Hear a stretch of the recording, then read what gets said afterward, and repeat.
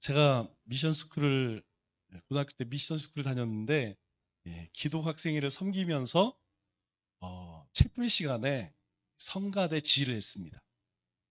표정이 전혀 안 믿는 표정이시네. 성가대 학생 성가대 많죠. 거의 한 70명, 80명 되는 성가대를 제가 지휘를 했다는 거 아니겠습니까?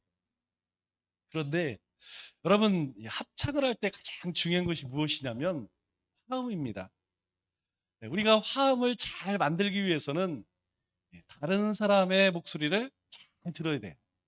가장 기본이 이 소프라노잖아요. 소프라노 소리를 잘 들어야지 3도 아래에 엘토가 또 3도 위에 테너가 그 음을 따라서 이제 잘 따라갈 수가 있어요.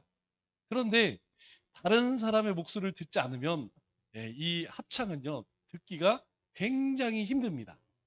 이 네 가지 파트의 목소리가 잘 어우러져야지 아름다운 화음이 나와야지 이 합창은 굉장히 듣기가 좋아요.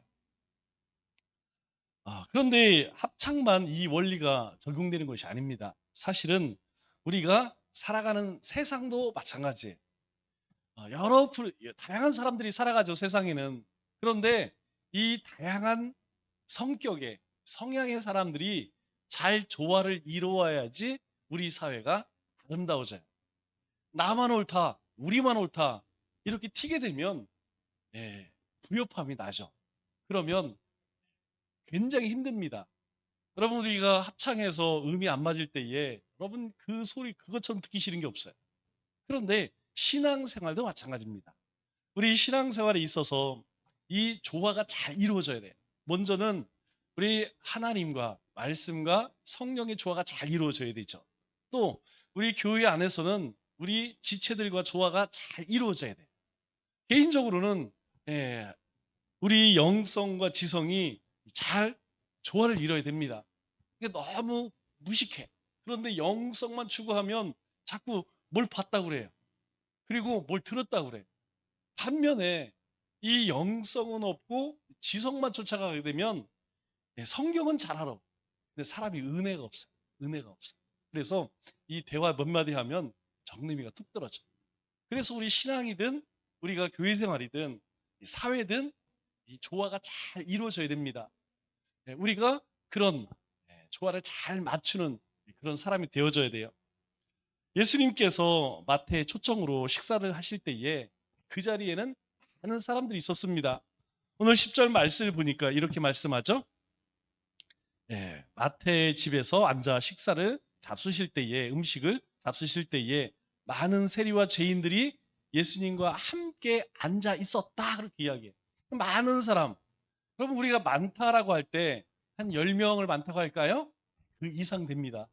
우리가 많다라고 하면 적어도 2, 30명 될 때에 많다고 이야기를 하죠. 그러니까 이 세리의 친구들, 세리들이겠죠? 또 죄인들, 이러한 사람들이 굉장히 많이 있었다는 거예요. 그러면 예수님께서 왜 이 자리에 갔느냐? 그 이유가 중요하죠. 왜냐하면 9절 말씀을 보니까 이렇게 이야기해요.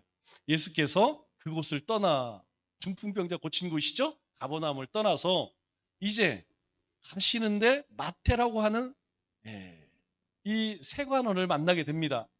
그런데 예수님께서 그 마태를 보고 나를 따르라 이렇게 하시니까 마태가 즉시 일어나 따르게 되었죠. 즉 예수님께서 마태를 부르시고 마태가 세관인 걸 아세요. 그럼에도 불구하고 그를 부르십니다. 불렀더니 이 마태가 너무너무 기쁜 거예요. 왜? 사람들은 자신을 무슨 매국노 취급하고 상종도 안 해주는데 예수님께서 자기를 부르시고 제자 삼아주신다고 하니까 이 마태가 얼마나 감개무량하겠습니까?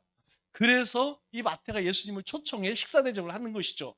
그 식사 대접의 자리에 많은 동료들 그리고 죄인들을 그렇게 부르셨습니다. 그런데 당시 죄인이라고 할 때 이 죄인은 두 가지 범주 속에 있어요. 범주 안에 있습니다. 첫째는 반율법적인 사람. 이 율법을 안 지키면 그 사람은 뭐 어떤 사람임을 막론하고 죄인입니다. 또 한 가지는 비도덕적인 사람. 사람이 윤리도덕이 없어. 이런 사람들은 사회, 당시 이스라엘 사회에서 죄인 취급 당하게 되었죠. 그런데 이 모습을 가만히 보면 교회와 굉장히 비슷해. 교회와 같습니다. 왜냐하면 이 교회는 예수님을 중심으로 모인 공동체예요. 지금 이들이 왜 모여 있습니까? 바로 예수님께서 마태를 부르시고 그 마태의 초청에 의해서 예수님과 함께 제자들, 그리고 이 마태의 동료들, 심지어는 죄인들까지 한 자리에 모여 있는 것이죠.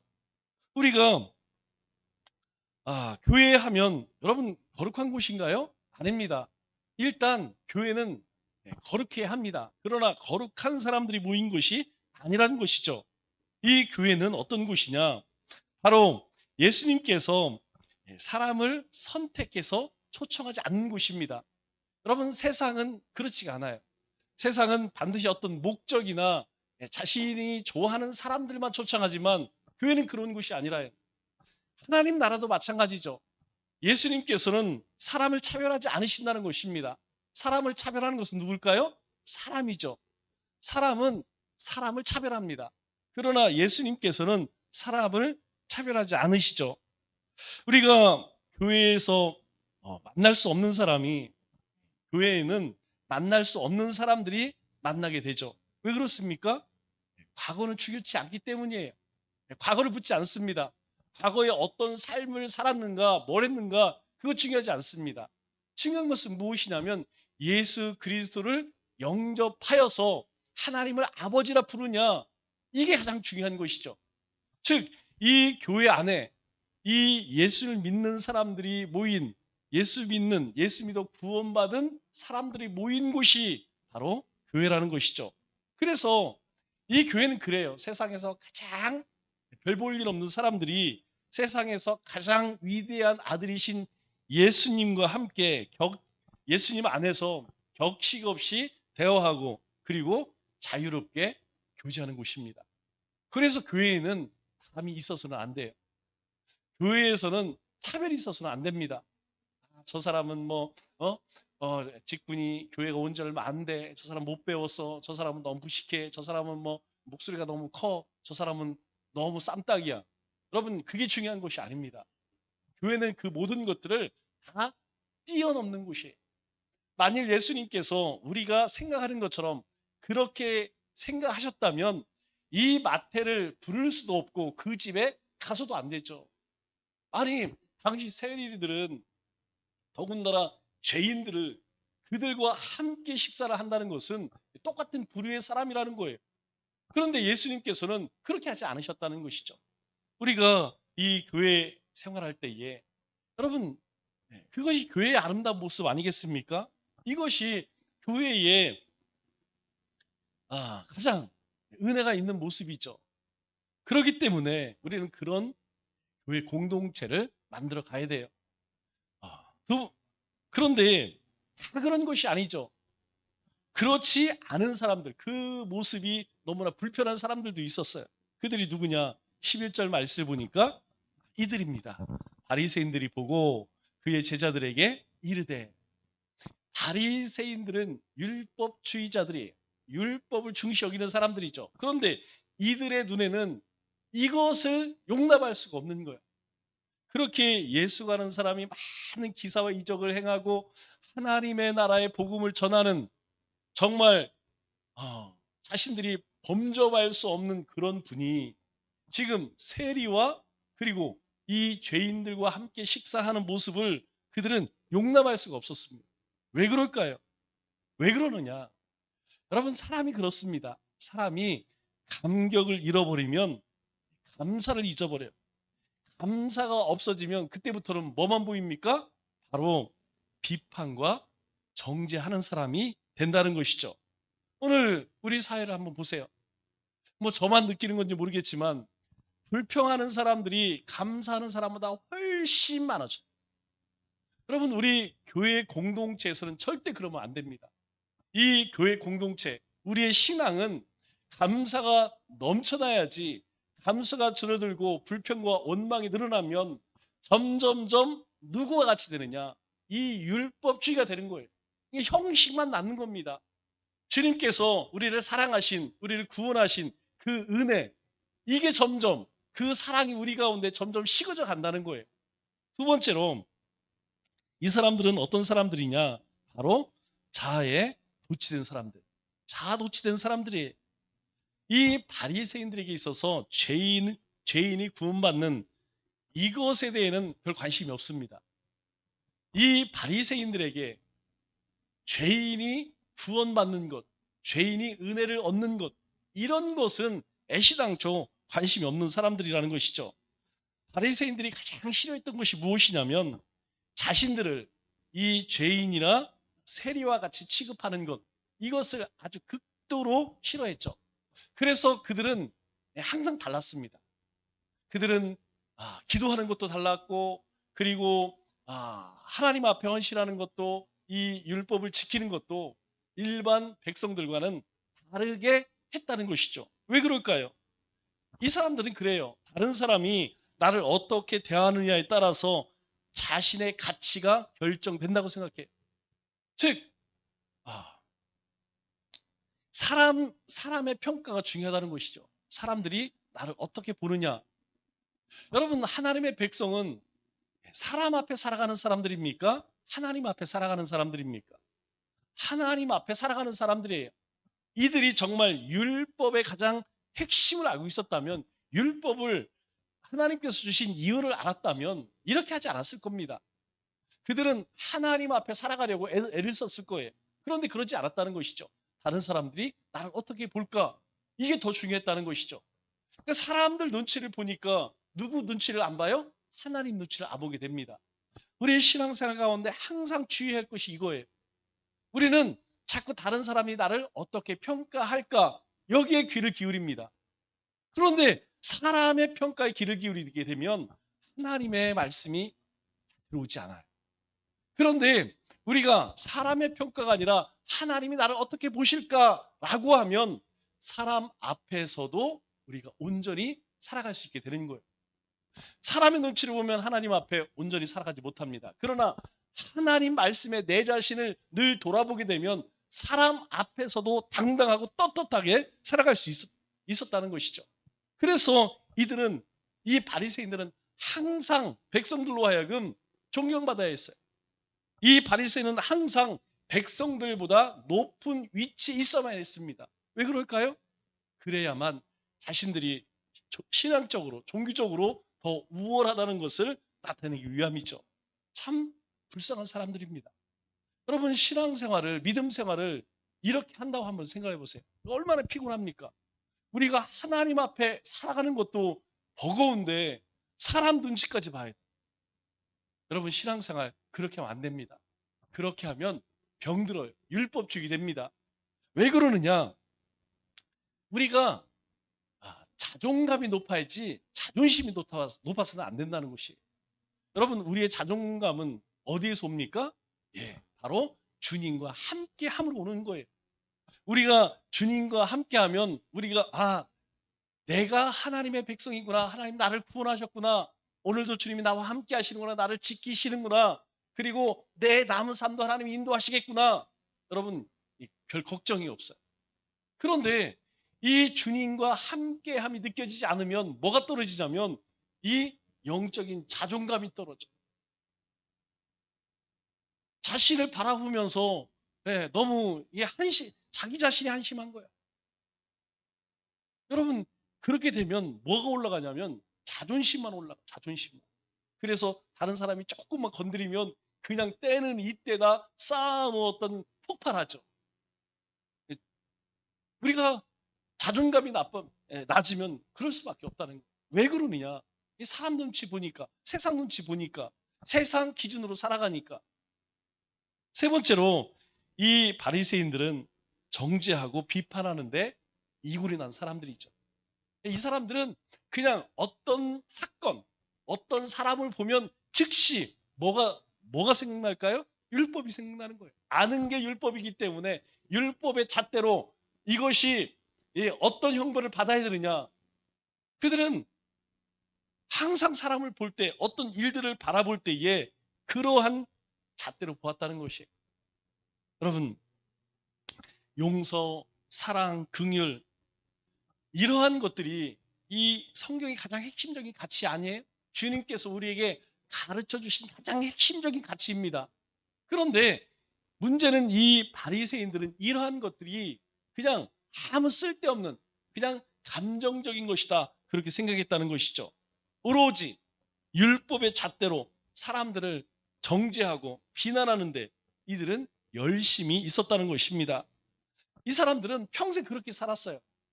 그 종교적 우월감, 그 율법 의식 때문에 여러분 항상 사람을 자신보다 낮게 봅니다. 왜 그렇습니까? 자기는 율법을 철저히 지키기 때문에 항상 기준이 누구예요? 나보다 더 낫느냐? 그렇지 않느냐? 그렇기 때문에 이 세관들, 세리들이나 그 죄인들이 얼마나 가소롭게 보이겠습니까? 얼마나 한심하게 보이겠어요? 여러분 이런 사람들, 이러한 바리새인들이 왜 예수님께 책망을 받았느냐? 바로 그 심령이 강팍하기 때문이라는 것이죠. 우리가 항상 주의할 것이 무엇이냐면 내 눈에 들보를 봐야 돼요. 다른 사람 다른 사람 눈에 있는 티를 볼 것이 아니라 내 눈에 들보. 과연 내 삶에, 내 신앙의 삶에 어떤 문제들이 있는가? 이걸 돌아볼 수 있어야지 자기 자신을 돌아보지 않으면서 다른 사람에 대해서 이야기할 필요가 뭐가 있겠습니까? 그렇기 때문에 예수님께서 그들에게 뭐라고 책망하세요? 이 회칠한 무덤아, 이 독사의 자식들아, 이런 하나님의 책망을 받게 된 것이죠. 우리가 살다 보면 그런 사람이 있어요. 매사에 아주 긍정적이고 모든 일들을 긍정적으로 해석을 해주는 사람이 있습니다. 여러분 분명히 내가 잘못을 했어요. 내가 부족해요. 그런데 그것을 좋게 받아들여줘. 여러분 얼마나 고맙습니까?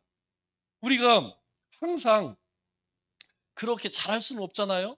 우리도 실수할 수 있습니다. 그럼에도 불구하고 그 실수를 아무렇지도 않게 그렇게 감싸줄 때에 여러분 그 사람은 절로 그 사람에게 머리가 숙여지는 것이에요. 이게 바로 겸손이라는 것입니다. 이것이 바로 온유함이라는 거예요. 예수님께서 나는 겸손하고 온유하니 라고 말씀하시잖아요. 그것은 다른 사람에 대해서 내가 어떻게 대하느냐, 내가 다른 사람들을 그렇게 안아주고 품어줄 수 있느냐, 아니면 오늘 이 바리새인들처럼 그렇게 잘하느냐 못하느냐, 그렇게 비난하고 정죄하느냐, 이것 따라서 달라질 수 있다는 것이죠. 여러분 우리 주위에서 한번 보세요. 제가 주위에서 보면 이렇게 비판하고 정죄하는 사람은요, 거기서 끝나지 않습니다. 그 사람이 죽는 데까지 끝나요. 그 사람이 죽어야 끝나요. 그 사람이 교회를 떠나든 아니면 그 사람이 낙심을 해갖고 그렇게 되지 않고는 끝나지 않는 것을. 여러분 이것이 우리의 연약함이라는 것이죠. 이것이 무서운 것이라는 거예요. 그냥 적당한 데서 끝나지 않습니다. 이 비난과 정죄는요. 한 사람이 죽어나갈 때까지 끝나지 않는다는 이게 문제예요. 이게 무섭다는 것이에요. 요즘 우리가 정치를 보면 그렇지 않습니까? 이 정치라는 것이 서로 이렇게 잘 조화를 이루어야 되는데 서로 이렇게 협력을 해야 되는데 대립하기 시작하면요. 둘 중에 하나 죽기 전까지 양보가 없다는 것이죠. 여러분 세상이 그렇습니다. 예수님 없이 여러분 용서가 될까요? 안 된다는 것이죠. 그래서 사랑 없는 정의는 칼과 같다는 것이죠. 긍휼 없는 비판이라는 것은 살인과 다를 바 없다는 것입니다.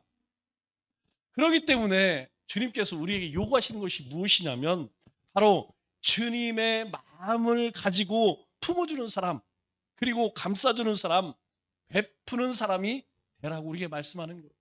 오늘 이 예수님께서 이 세리들에게, 죄인들에게 무엇을 나누십니까? 나도 너희와 함께하는 사람이라는 거예요. 함께 하시는 주님께서는 이 사람이 어떤 직업을 갖든 어떤 일을 했든 그게 중요한 것이 아닙니다. 과거 묻지 않습니다. 그 사람이 어떤 직업을 가졌느냐 뭘 하느냐 그게 중요한 것이 아니라는 것이죠. 중요한 것은 주님께 마음을 열고 나오는 사람, 주님께서는 그러한 사람을 기다리신다는 것이죠. 우리가 이 땅 가운데 그러한 사람으로 살아가는 거예요. 왜? 화평케 하는 자, 화평케 하는 자가 하나님의 아들이라 일컬음을 얻느냐. 다른 게 아닙니다. 우리가 그렇게 세상 사람들과 마음을 열고 품어줄 때, 감싸줄 때 모든 사람들이 용서하지 못하는 것을 우리가 용서할 때 바로 주님의 복음이, 조금의 주님의 사랑이 세상에 증거되어지는 것이죠. 그럴 때 이 바리새인의 태도에 대해서 예수님께서 어떻게 반응하셨을까요? 오늘 12절로 13절 말씀을 보면 예수님께서 세 가지로 반응을 하십니다. 먼저 12절 말씀을 보면 예수님께서 이렇게 말씀하시죠. 건강한 자에게는 의사가 쓸데없고 병든 자에게 쓸데있느니라. 결국 12절에 뭐라고 이야기해요? 예, 건강한 자에게는 의사가 필요 없다는 거예요. 예, 아픈 사람, 병에 걸린 사람에게 의사가 필요하다는 것이죠. 그러면 이게 특별한 걸까요? 아닙니다. 상식이라고 그래요. 우리는 이것을 상식이라고 합니다. 예수님께서 첫 번째 바리새인들에게 뭐라고 말씀하시냐면 상식적인 논리로 이들의 태도에 대해서 반박을 하셨다는 것이죠. 여러분, 좋은 사회는 어떤 사회입니까? 사람이 살만한 사회. 여러분, 다른 것이 아니고요. 뭐 여러 가지 필요하겠죠. 그러나 가장 첫 번째는 저렇게 생각해요. 상식이 통하는 사회. 상식이 통하는 사회에 지난번 뉴스를 보니까 30년 전에도 그랬던 것 같아요. 여러분, 30년 전에 우리나라도 음식점에서 담배 폈어요? 버스 안에서 담배 폈습니다. 저 기억해요. 극장을 갔는데 극장에서 영화 보면 담배 피고 있더라고. 제가 고등학교 때 극장을 가니까. 뉴스 보니까 저기 어디서 온 사람들이 버스에서 담배 피고 있는데 사람들이 막 뭐라 그러는 거예요. 담배 꺼, 담배 꺼. 그러니까 안 꺼. 안 꺼. 왜냐하면 자기 나라에서는 그렇게 한대. 자기 나라에서 지금도 버스에서 담배 피고 식당에서 담배 피고 한대요. 여러분, 이런 사람들을 뭐라고 그래요? 상식이 없다. 교양이 없는 사람들. 교양이 없는 거예요. 그건. 상식이 없는 거예요. 예수님께서 이 바리새인들의 행위에 대해서 특별한 것으로 지적하지 않습니다. 가장 먼저 주님께서 그들에게 말씀하시는 것은 아주 상식적인 것을 가지고 말씀하시는 것이죠. 깊은 병이 몸에 자라고 있는 것을 모르고 방탕하게 살아가는 사람들이 있어요. 자기 몸이 죽어가는데도 불구하고 자기 몸을 돌보지 않는 사람들이 있습니다. 죽음이 눈앞에 있음에도 불구하고 여전히 교만하게 방자하게 살아가는 사람들이 있어요. 여러분, 결국 이러한 사람들은 일평생 사랑이 뭔지, 베품이 뭔지, 나눔이 뭔지, 은혜가 뭔지 모릅니다. 왜냐? 사람이 살아가는 가장 기본적인 것들이 없기 때문에. 그렇다면 여러분, 어떤 그리스도인이 가장 불행한 종교인일까요? 이런 상식이 없는 사람이라는 것이죠. 우리가 살아가는 사회 속에서 상식적으로 살아야 돼요. 두 번째로 예수님께서 13절 말씀을 보면 이렇게 말씀하시죠. 너희가 가서 내가 긍휼을 원하고 제사를 원하지 아니하노라 하신 뜻이 무엇인지 배우라. 예수님께서 호세아 6장 6절 말씀을 가지고 이들에게 그 말씀을 인용하십니다.